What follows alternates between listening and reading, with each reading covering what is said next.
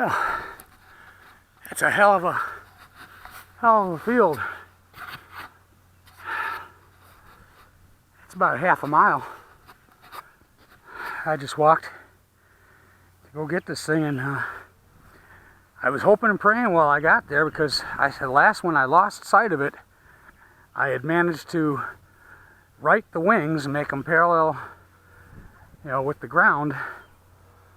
And then when I lost sight, and knew I was heading down, the attitude of the plane was going down, I pulled back the stick and then hit a little bit of the gas, and I didn't hear nothing or see nothing, and so I just left the gas off, and I was hoping it would soft land, and I got lucky. It looks like it did. It didn't hit the wings. There's just a little bump here. Well, it's got irrigation ditches out there, so I mean, I must have plowed into, skipped across.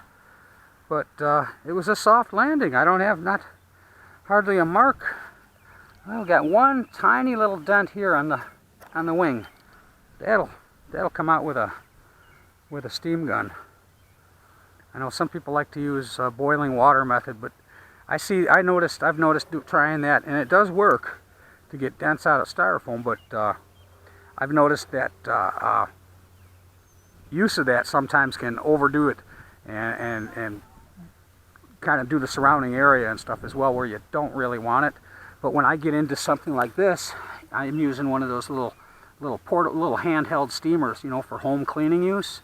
And it's perfect. You hit the spot where it's broken a little bit and dented and bent in. You just hold it there for a little bit and just watch it. You'll be amazed. It just grows and comes out. I'll do a video and show you guys. But pretty much the only thing that happened here was it was somewhat of an abrupt stop, and the inertial force cracked the wing back here.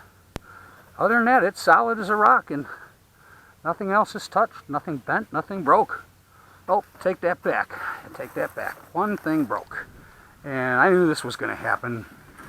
I've heard on the RC reports on this plane that this thing is a piece of crap.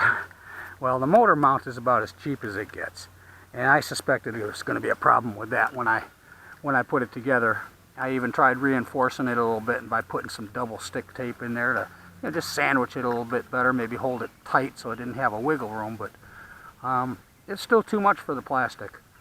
So I think what I'm going to have to do is I'll cut a piece of wood and put in here, and I'll epoxy it around, and I'll drive the screws through it and secure it to the fuselage with good wood screws. And that should hold, because this is the second time this has come off. First time when I had this thing just for a little bump and run, it was just an up and down, and it kind of came down and hit a little hard.